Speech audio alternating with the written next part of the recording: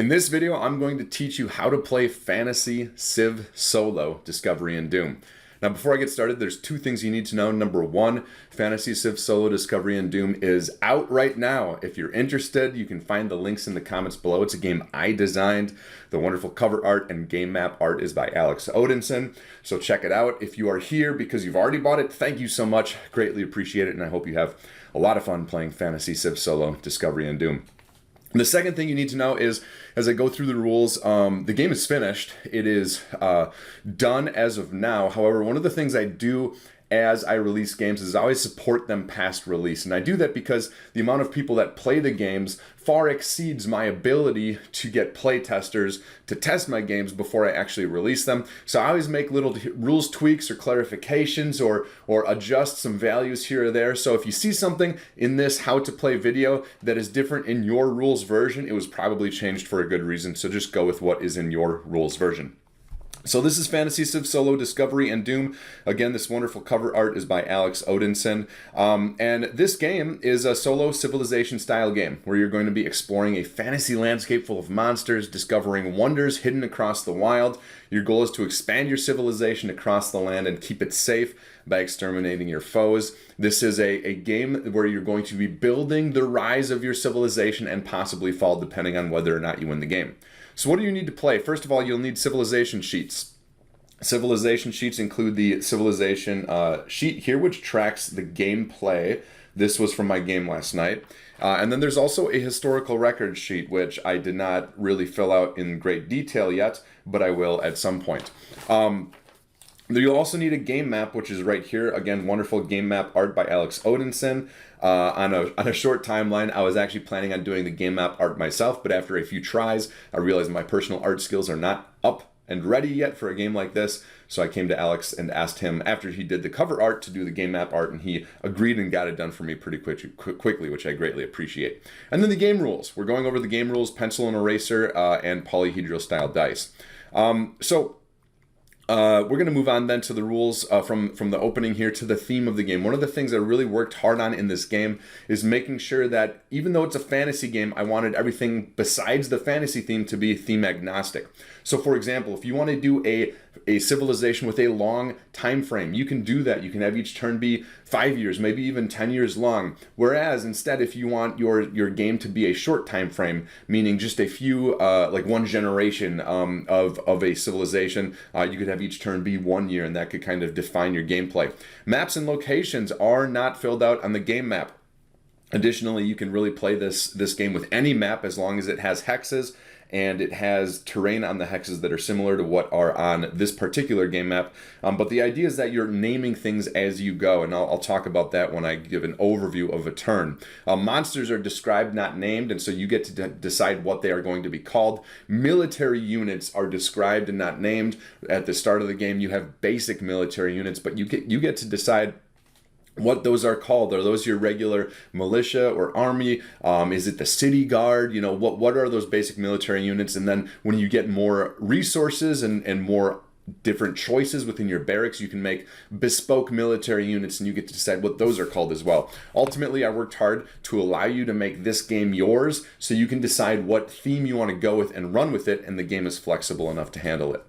So what happens in the game? Well, first of all, you're going to start the game by with 20 gold, 6 basic military units, and 4 gold production. You're also going to pick a name for your civilization. For some reason, I always go with Dalsona for my name of my civilization. It's just a name of a civilization I've had for 20 years. I picked it out when I was like in middle school, and I continue to use it for all of the random stuff that I play. Okay, so when you play Fantasy Civ Solo Discovery and Doom, there's 3 turns. There's the civilization turn, where you'll be doing the things you do on your turn.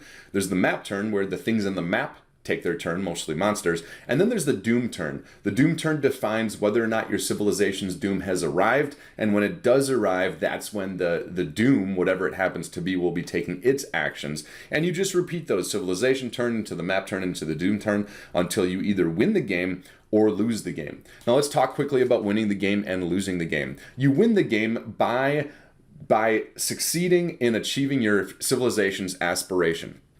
To start the game, you're going to roll on a d6 table to determine what your civilization's aspiration is. If it's your first time playing, it's suggested that you choose one of the first 3 because they're a little bit more straightforward, but there are 6 total options. If you're able to do that, you win the game. However, if at any point you have no cities, you lose the game. And you lose a city if you don't have any units in that city when it gets attacked. So essentially, if the monsters and the Doom beat down your civilization so much that you have no more cities on the map, you lose. However, if you achieve your aspiration before that happens, then you win. If neither of those things happen, then you keep on playing. So let's figure out what happens on your civilization turn. What we're going to do is I'm going to go over these briefly, and then I'm going to, in a little bit, show you one sample turn with the game that I played last night so you can get a good understanding of what each of these look like. So we're going to go on down here. So on your civilization turn, you can do any number of several different things. First of all, you can collect resources. At the start of the game, this is very simple. Your city starts with gold production, and you gain that much gold. However, as you explore and upgrade different, add buildings to your city, you will be adding more gold production for your civilization turn, and that's when you can collect resources. There are also other resources like tar or mithril that you'll be able to collect potentially on your turn as well. You can also buy upgrades for your city. There's a full upgrade list in Appendix F. Let's see if I can find it really quickly because it's buried in my piles of papers here. Yeah, it's right here. Looks like this. There's a full list of upgrades that you can buy for your city and map and defend your cities and forts. Included on these upgrades are building new cities, and there's rules around where you can place those, and building forts. Forts are important because a lot of monsters are drawn to cities or forts. So if you want to take the heat off of your city a little bit, you add a fort somewhere nearby, and the monsters go to your fort first, and then if it's closer, and then if they destroy that, they might go to your city. You can also create and then move military units. Now, when you're playing the game, you start off with only the ability to create basic military units, and so you can do that on your turn. However, as you continue exploring, you continue adding new military unit or new military options to your barracks, and you can combine those to create new units of your choice. And then you can move them on your turn equal to their speed, the speed of the unit.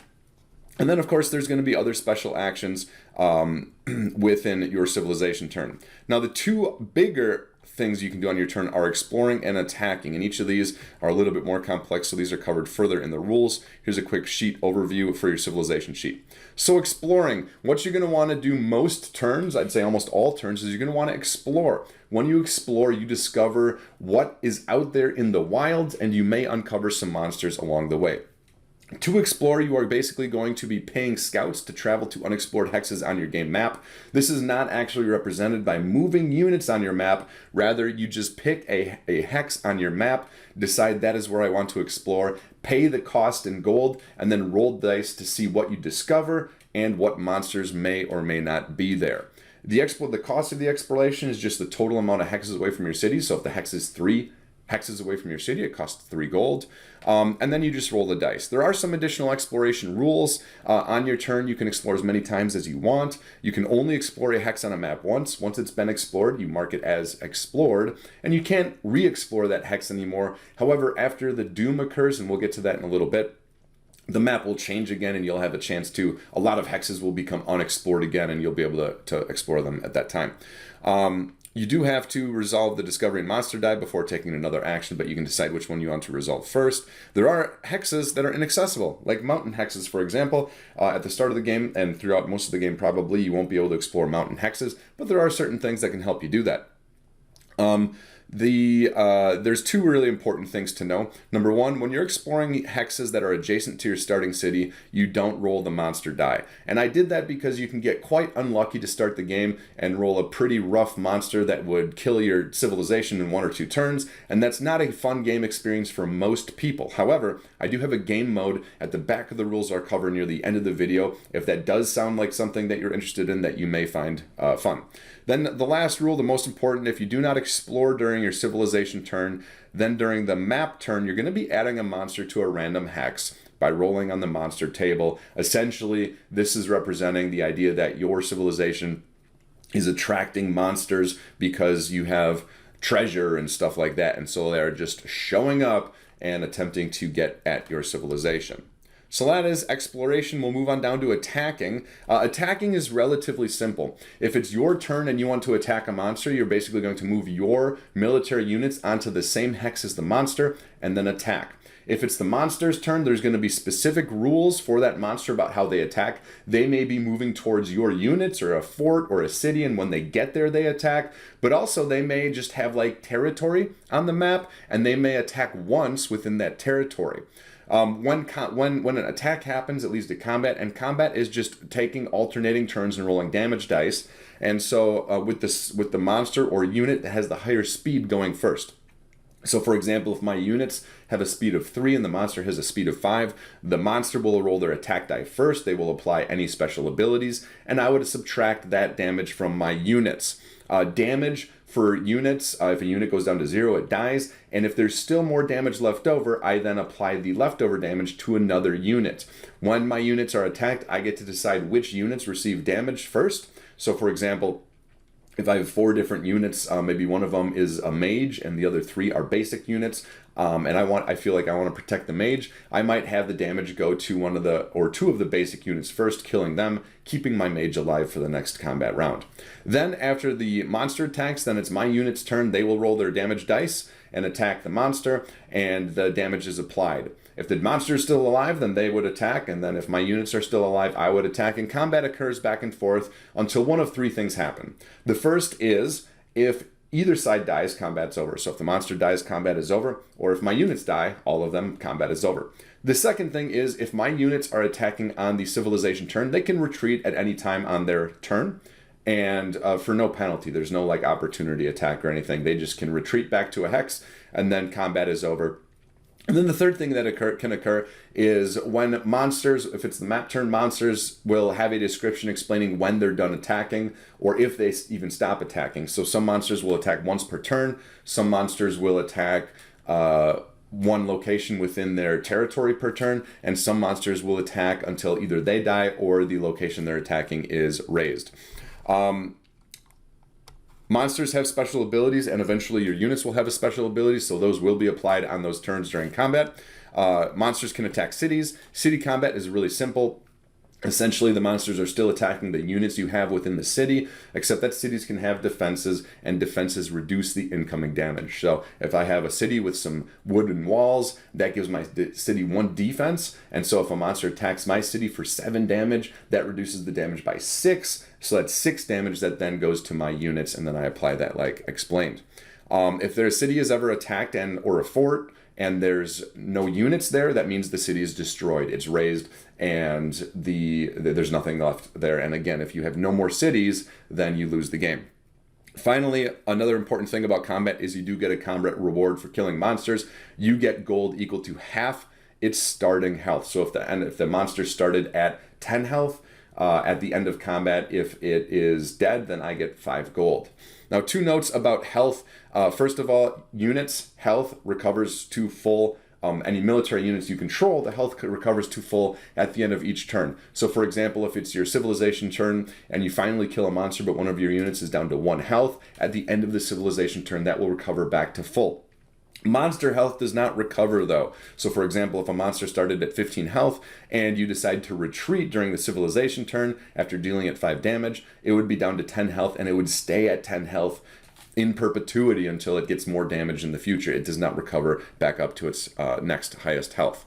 Moving on down then, after the civilization turn is the map turn. On the map turn, you're basically going to read any monster descriptions or any other descriptions and determine if or what needs to happen. Oftentimes these are monsters moving in a random direction or towards your city, or they're doing something on their turn, which would then be attacking. Once that's done, also on the map turn, I should note that if you don't explore, you do roll and add a monster to your map as well. So those things happen on the map turn. Then after the map turn, it's the doom turn. The doom turn determines when, if and when, your civilization's doom will appear on the map. At the start of the doom turn, you will add a value to your doom clock. The doom clock starts at 3 to start the game, and each turn it goes up. Then, after adding a value to the doom clock, you're going to roll the doom dice, which is 3 6-sided dice. If the sum of that roll is equal to or less than the doom clock, then the doom will occur, and you'll go down to the doom table. You'll roll to determine what the doom is. It'll describe usually a hex on the map where the doom starts from. It'll describe what type of enemy is added to the map, how that enemy is going to move or interact with your civilizations or forts or the map itself, and then it'll tell you how you defeat the doom. And your goal, to move forward in the game is not only to try and achieve your aspiration, but eventually defeat the doom as well, because the doom is significantly more powerful than the monsters or even epic monsters that you're going to encounter while playing the game.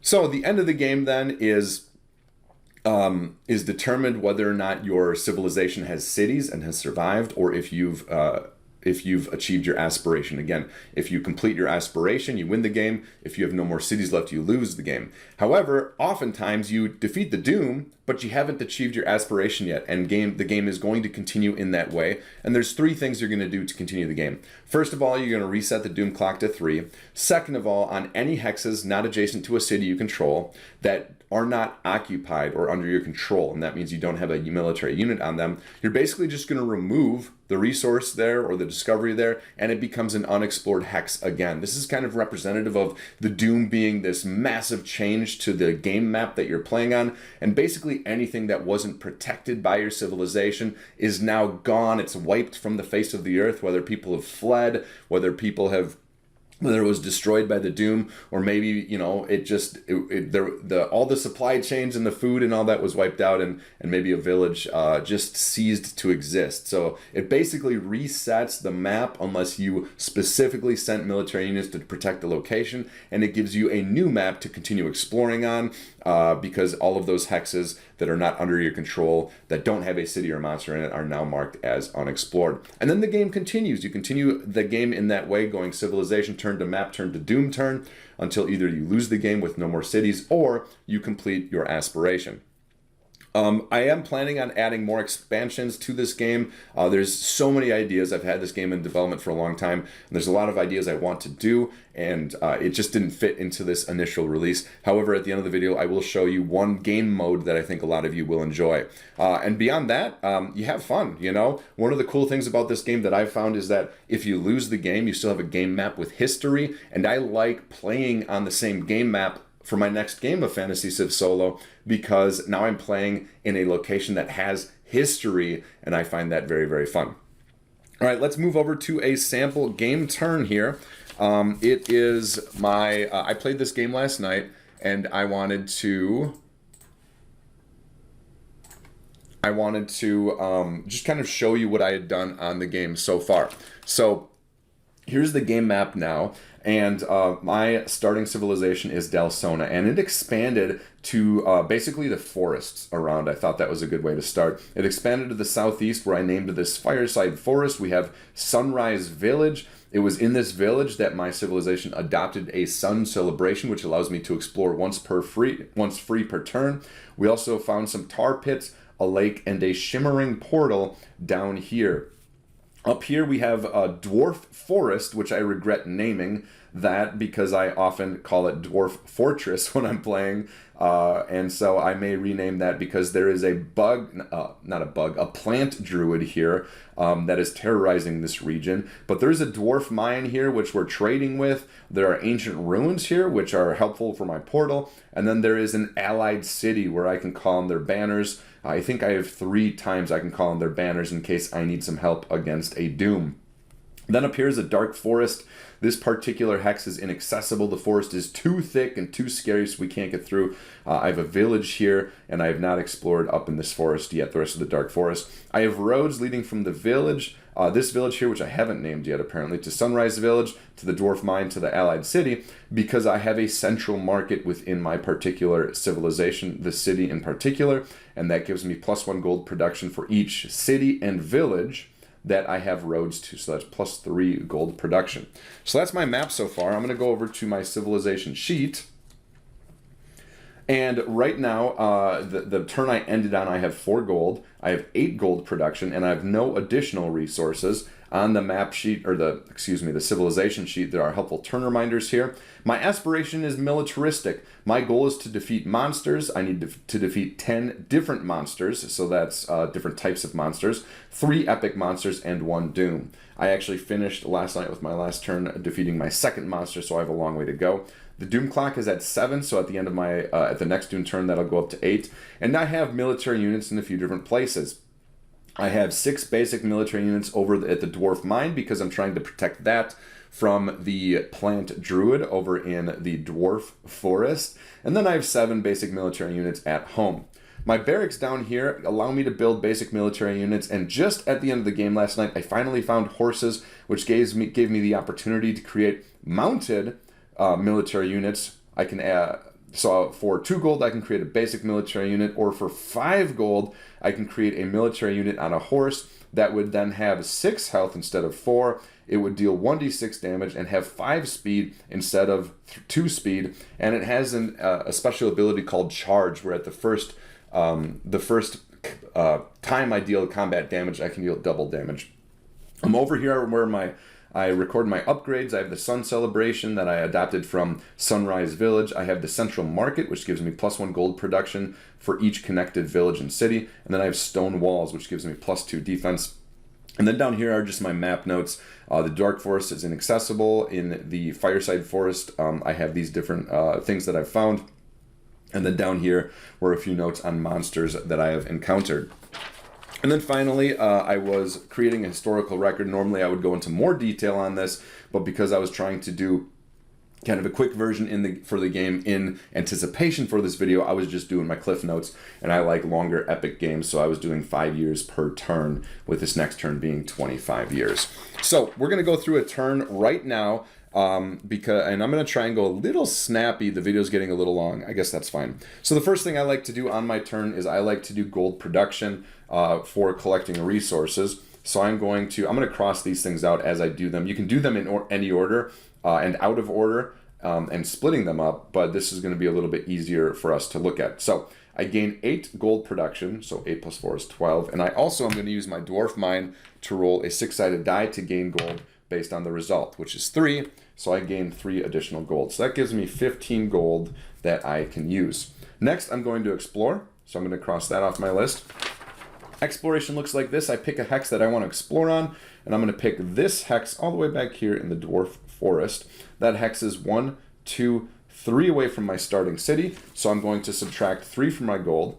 So I go from 15 down to 12.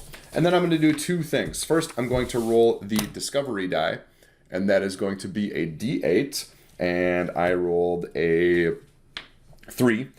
Which means I'm going to find a hex feature. And then because I found a hex feature, I'm going to roll a d10, which is a 4, which means I found another cave. So I have a cave over here on this hex. I found another cave over here on this hex.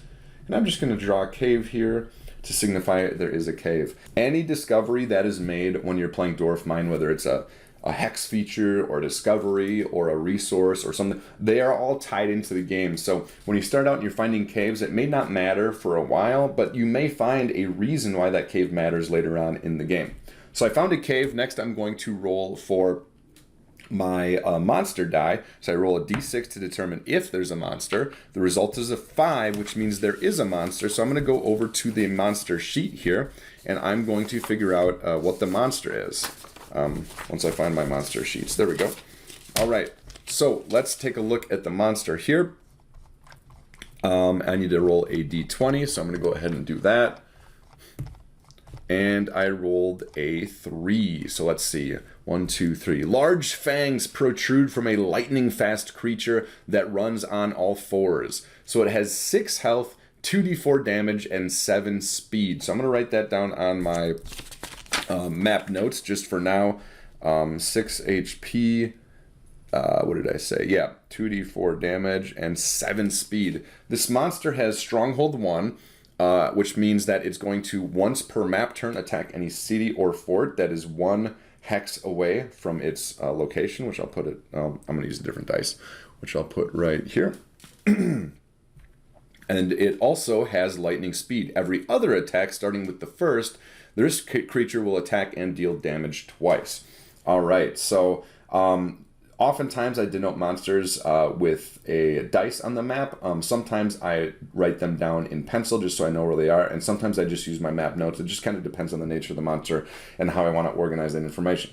So we have a monster here that's close to my dwarf mine in Allied City, so I don't like that, so I will be attacking that this turn. But I'm going to spend I'm going to explore one more hex, and this one's even further away. It's 4 hexes away, so 1, 2, 3, 4. So I'm going to reduce my gold by 4. That brings me down to 8. And I'm going to roll my discovery die. And this time I find a discovery. So now I go down to my discovery table here. And I roll a 20-sided dice for the result. And I get a 10. There we go. Scavengers. Add scavengers to your barracks. Military units that are created as scavengers cost +1 gold and have an ability which is gain 1 gold after each battle that this unit survives. So I'm going to add that to my barracks. Scavengers +1 gold if survives. So now I have the ability to create scavenger units which give me gold if they survive a battle. That can be helpful. I'll think about that for the future. I have also, yep, there we go. And then I need to roll the monster die to determine if there is a monster here as well. I rolled a 2, so that means there is not a monster here. And I think for now that's going to make me done with my exploration, because I only have 8 gold left. So next, I'm going to train military units. Again, you can do this in any order. This is just the order I'm picking right now. And I think I am going to make a scavenger unit. That's going to cost 3 gold, because I have to use create a basic military unit plus the scavenger part. And I'm going to make 2 of them. So that's going to be 6 gold. So I reduce my gold from 8 down to 2. So I have 2 scavenger units. Scavenger. And I'm going to... They still only have speed 2, so I'm going to send them to my dwarf mine, on this turn as well. So that brings us to the next action, which is move military units. I created those 2 scavenger units, and then I moved them over to my dwarf mine. So I've noted that here on my current military units sheet and where they are. And what I'm also going to do is I'm going to move, I started this turn with 6 basic units at my dwarf mine, and they have a speed of 2. So I'm going to have them go to our allied city and then go and fight this this lightning fast monster that I found. So I've moved them, and now I'm going to attack enemies here, and we're going to move into combat. So this particular monster has 7 speed, and my units only have 2 speed. So this monster is going to go first, and it deals 2d4 damage. So I'm going to get 2-sided dice. And it deals double damage on every other turn, including the first. So it's actually going to be 4d4. So it deals 3, plus 2 is 5, plus 3 is 8, plus 4 is 12. Oh, that is a brutal roll.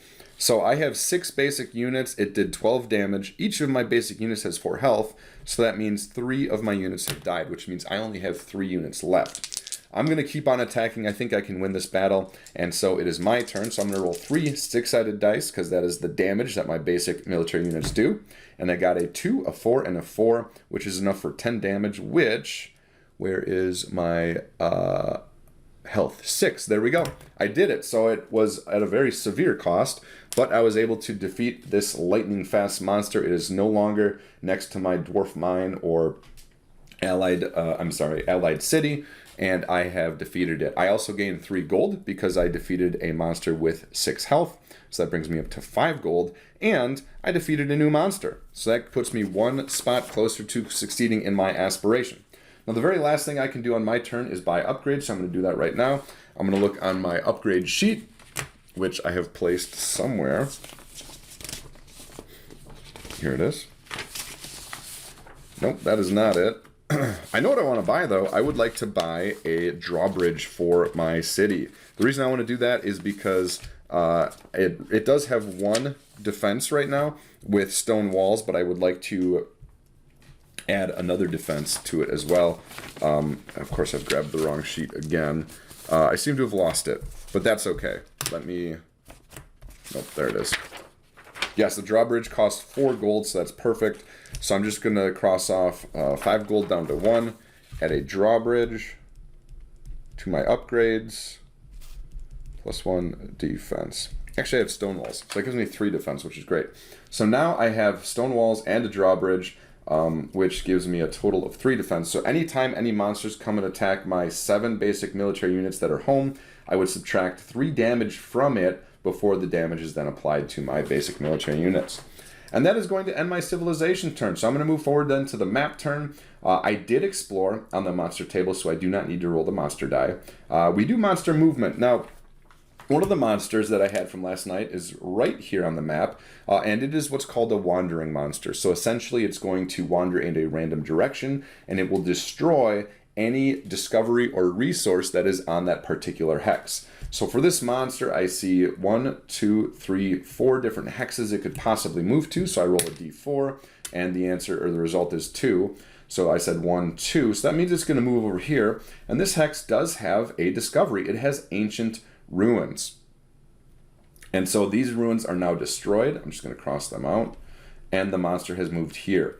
Now on my next civilization turn, I'm probably going to want to think about trying to attack and kill this particular monster because it's really close to my dwarf mine. And my dwarf mine has given me gold or troops each turn, and that is helpful. It's also really close to the tar pits where I can gather tar to light my weapons on fire, and I kind of may need that in the future as well. And it's also getting dangerously close to my village, my allied city, even my starting city as well. So those are all things I need to consider. The monster has moved. It did not need to attack anything. There was nothing to attack. And so, and then the special action was destroying the allied, the ancient ruins there. And so the map turn is now done. And finally, we move on to the doom turn. So the first thing I'm going to do is increase the doom clock from 7 up to 8. Then I'm going to roll 3d6. Let's see, 1, 2, 3. And the result, ooh, look at that. The result is a 7. And that means that the doom is going to occur. So what I'm going to do now, because the doom is going to occur, I'm going to bring up the doom table. I'm going to roll a d6.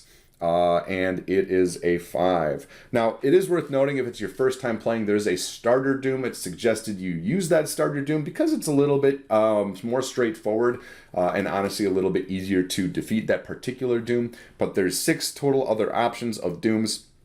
And I do have plans to create more in the future. Anyways, I rolled a 5, so here's the doom. They use guttural language, dress crudely, eat raw meat, use weapons from your nightmares. They are barbarians. They showed up near the border, and they are headed your way. So we have barbarians that are coming for my my civilization. So let's see, what does it say? It says, first, randomly determine a side of the map, top, bottom, left, or right. All right, so we're going to go 1, 2, 3, 4. Roll the dice, and it's a 3. So they're coming from the bottom of the map. Then on each hex bordering this side, assign an army of creatures with the following stats. All right, so what I'm going to do is I'm going to just use dice to illustrate this quickly. Army of creatures. Each of these dice is going to be a creature.